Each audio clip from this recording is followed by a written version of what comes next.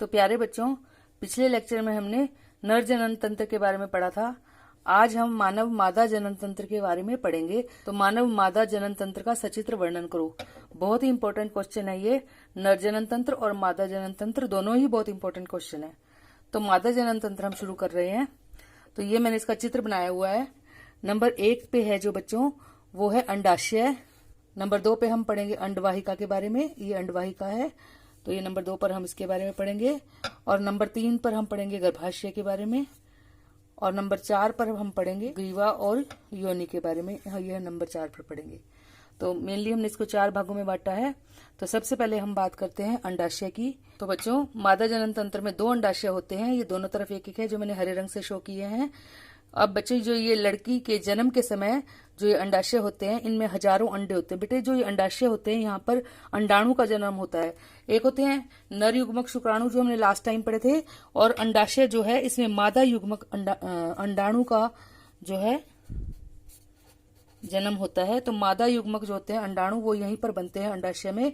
और जब बच्चे का जन्म होता है, उसी समय पे हजारों अंडाणु इनके अंदर पहले से ही होते हैं, पर वो परिपक्व नहीं होते, मतलब वो पूरी तरह से बने नहीं होते। और जैसे जैसे बच्चा बड़ा होता है, जैसे यौवनावस्था आती है, तब ये जो अंडाणु है, ये परिपक्व होना शुरू हो जाते हैं। और हर माह एक अंडाणु परिपक्व होता है। और बच्चे कितने अंडाणु परिपक्व होते हैं हर महीने? एक अंडाणु हर माह परिपक्व होता है। सिर्फ दोनों में से किसी एक अंडाशय में एक अंडाणु परिपक्व होता है। और दूसरा इसका कार्य क्या है बेटे? जो मादा के जो हार्मोन होते हैं, मादा लैंगिक हार्मोन एस्ट्रोजन और प्रोजेस्टेरोन, उनका निर्माण भी अंडाशय में ही होता है। तो इसके 2 कार्य अंडाशय के कौन कौन से हैं? एक तो अंडाणु पैदा होते हैं इसमें, नंबर 1 पे अंडाणु का निर्माण। और नंबर 2 पे क्या बताया मैंने आपको? एस्ट्रोजन और प्रोजेस्टेरोन का निर्माण। तो ये 2 कार्य हैं मेनली इसके, इस तरह से। तो ये था अंडाशय के बारे में। नंबर 2 पे आ जाता है बच्चों अंडवाहिनी नलिका। ये जो अंडवाहिनी नलिका, ये आपको एक पाइप किसी नजर आ रही होगी, ये अंडवाहिनी नलिका है। ये बच्चों गर्भाशय और अंडाशय को आपस में जोड़ते हैं। जो ये हरे रंग का है, ये मैंने गर्भाशय बनाया है। और ये जो है, ये गर्भाशय है। और ये इनको जोड़ रहा है। आप देखेंगे ये पाइप दोनों को जोड़ रहा है। अंडाशय को किससे जोड़ रहा है? गर्भाशय से जोड़ रहा है। तो इस पाइप को ये जो अंडवाहिका बोलते हैं। अंड मैंने अंडाणु को ले जाने वाली वाहिका, वाहिका मतलब नली। अब बच्चों, जो अंडाणु का निषेचन है, वो भी इसी नली के अंदर होता है। तो इसका क्या कार्य है बच्चों? यहाँ पे क्या होता है? अंडाणु का निषेचन। निषेचन का मतलब होता है बेटे, अंडाणु से शुक्राणु का जो मिलन है, यहीं पर होता है। यहाँ पर अंडाणु से शुक्राणु मिलता है। तो निषेचन जो प्रक्रिया है, वो इसी नली के अंदर होती है। तो इसका सिरा बेटे कीप की तरह से होता है। आप देख सकते हैं ये कीप की तरह से, ऊपर से यहाँ से ये चौड़ा है और ऊपर जाते हुए ये भीड़ा हो रहा है। तो ये कीप की तरह से होता है, ताकि अंडाणु ग्रहण कर सके आसानी से। तो इस तरह से ये कीप की तरह से बना होता है। आपको एक लचीली थैले की नुमा की आकृति नजर आ रही है, इसको बोलते हैं गर्भाशय। ये बच्चे, गर्भाशय कैसे बनता है? जब दोनों अंडवाहिनी नलिकाएं मिलती हैं, तो उससे गर्भाशय का निर्माण होता है। किससे निर्माण होता है? दोबारा से बता रही हूँ, ये जो 2 अंडवाहिनी नलिकाएं दोनों तरफ से एक आ रही हैं, इनके मिलने से किसका निर्माण होता है? गर्भाशय का निर्माण होता है बच्चों। और ये जो गर्भाशय होता है, ये ग्रीवा द्वारा योनि में खुलता है। जो है उसके द्वारा गर्भाशय किस में खुलता है? योनि में खुलता है। उसके बाद बच्चे, यहाँ पे गर्भाशय में क्या होता है? ये जो गर्भाशय है, इसमें जैसे अंडाणु है, अंडाणु यहाँ से आएगा और इसमें शुक्राणु जब उसमें मिलेगा तो निषेचन हो जाएगा। और निषेचन के बाद जो अंडाणु, जो निषेचित अंडाणु है, वो यहीं पर आकर कहीं पे अपने आप को चिपका लेता है। इसकी दीवारों से, गर्भाशय की दीवारों से जो निषेचित अंडाणु है, चिपक जाता है। और वो यहीं से ही भोजन ग्रहण करता है। क्योंकि गर्भाशय की जो, ये मैंने आपको जामुनी रंग से दिखाई है, ये गर्भाशय की दीवारें हैं, ये मांसल हो जाती हैं और ये अपने अंदर भोजन इकट्ठा कर लेती हैं, ताकि आने वाले निषेचित अंडाणु को, भ्रूण को पोषण मिल सके। तो यानी कुल मिला के हम ये कह सकते हैं कि ये निषेचित अंडाणु के लिए भोजन इकट्ठा करती हैं और उससे पोषण ग्रहण करके जो है शिशु का विकास होता है। उसके बाद बेटे आ जाते हैं योनि पे। योनि जो है, ये सीधी आपको नजर आ रही है, सीधी है, ये संकुचित नलिका होती है। इसे जन्म नाल भी कहते हैं बेटे, जन्म नाल। जन्म नाल क्यों कहते हैं? क्योंकि बच्चे का जन्म यहीं से होता है, इसलिए इसको बोलते हैं जन्म नाल। तो मैंने बच्चों ये प्रश्न का उत्तर लिखा हुआ है, एक बार इसे पॉज करके आप नोट भी कर लेना। तो एक बार मैं फटाफट पढ़ देती हूँ।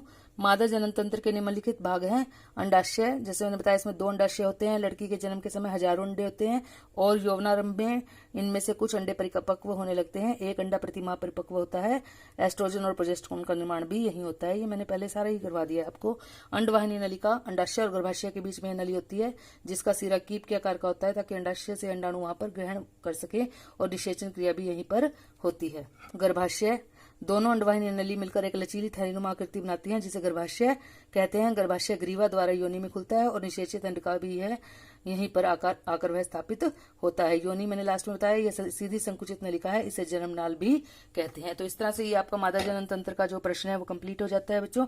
इसे अच्छे तरीके से आप याद कर लेना। तो अगला प्रश्न है बच्चों, गर्भाशय में भ्रूण का विकास कैसे होता है। तो ये प्रश्न मैं आपको समझा देती हूँ।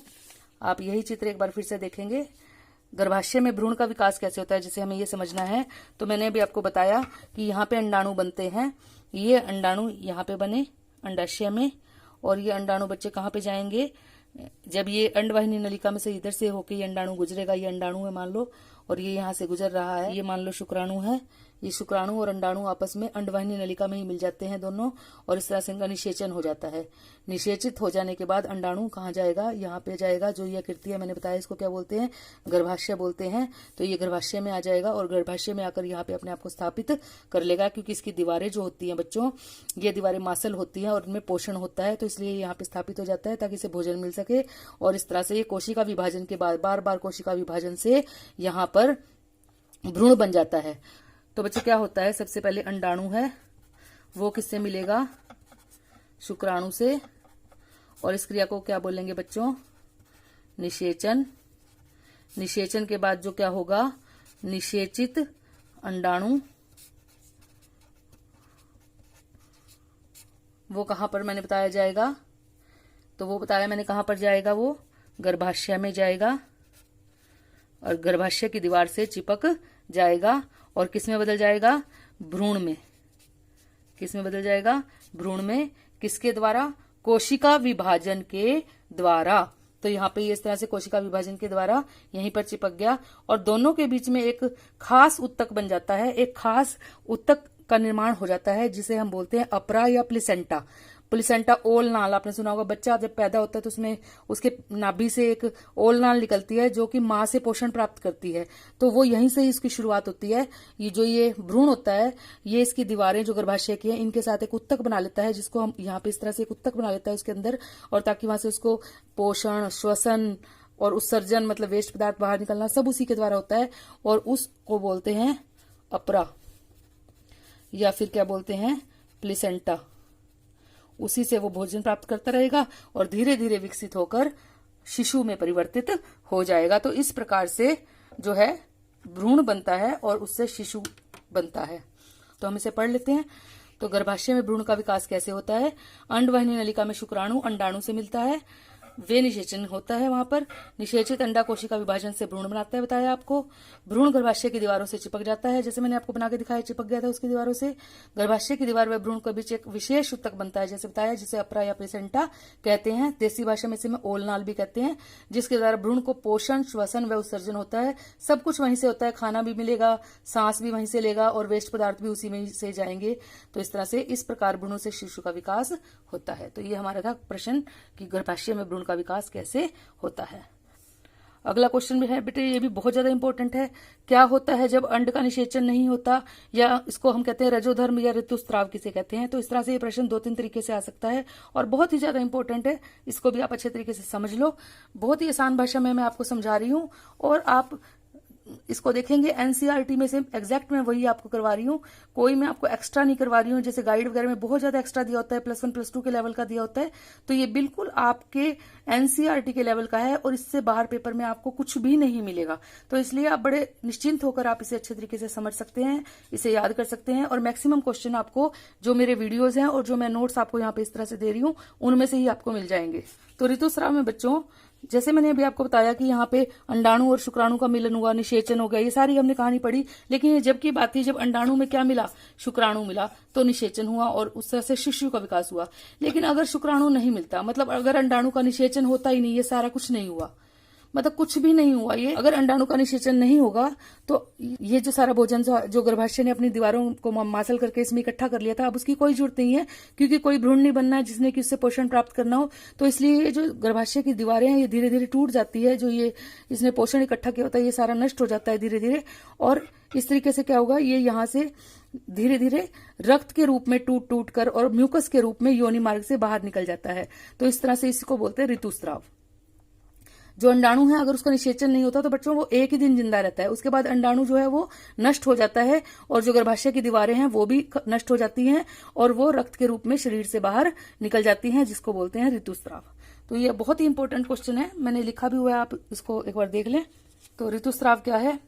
यदि अंडाणु का निषेचन नहीं होता तो वह लगभग एक दिन, मैंने बताया ना, एक ही दिन जीवित रहता है। निषेचन अंडाणु की प्राप्ति के लिए हर माह गर्भाशय की तैयारी करता है, बताया कि उसकी दीवारें जो है वो खाना इकट्ठा करती हैं।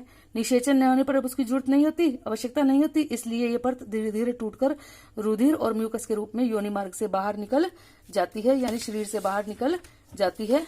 इस चक्र में 1 मास का समय लगता है, 1 महीने में ये प्रक्रिया पूरी होती है बेटे, और इसे ही ऋतुस्राव या रजोधर्म कहते हैं। ये 2 से 8 दिन तक रहता है, मतलब जो रजोधर्म है वो 2 से 8 दिन तक रहता है। तो ये तो प्रश्न ऋतुस्राव के बारे में। अब कई बार ये भी प्रश्न पूछा जाता है कि अंडाणु और शुक्राणु में क्या अंतर है। तो बहुत ही छोटा सा प्रश्न है और बहुत ही आसान है, ये भी आप कर लीजिए। अंडाणु जो होता है बच्चे वो मादा युग्मक है और शुक्राणु है वो नर युग्मक है। मादा जनन कोशिका है, ये नर कोशिका है, इसका आकार बड़ा होता है, बड़े आकार का है ना ये, और ये आकार में बहुत छोटा होता है। इसकी कोई पूंछ आपको नजर नहीं आ रही होगी, इसकी ये लंबी सी पूंछ भी नजर आ रही है, तो ये पूंछ नहीं है, इसमें है। ये भोजन का भंडारण करता है, अंडाणु में भोजन होता है बच्चों, जो शुक्राणु है इसमें कोई भोजन का भंडारण नहीं होता। तो इस तरीके से ये इनका अंतर है, कर लेना आप अच्छे तरीके से। तो बच्चों जितना भी मैंने आपको करवाया है इसे आप ठीक से याद कर लेना। हमारा इस पाठ को खत्म होने में 1 लेक्चर और लगेगा, उसके बाद हम नया पाठ शुरू करेंगे। बच्चों आप एक काम करना, साथ साथ इसके जो एनसीईआरटी के पीछे क्वेश्चन दिए होते हैं एक्सरसाइज के और पाठ्य पुस्तक के बीच में, वो भी साथ साथ करते रहना। काफी हद तक मैंने कवर करवा दिए हैं बीच में ही लेसन के, लेकिन फिर भी जो रह गए हैं आप उन्हें देखना, करना। और अगर आपको कोई प्रश्न नहीं आ रहा है समझ, तो अपने टीचर से या मुझसे कमेंट बॉक्स में भी पूछ सकते हैं, मैं आपके प्रश्नों का उत्तर जरूर दूंगी। धन्यवाद।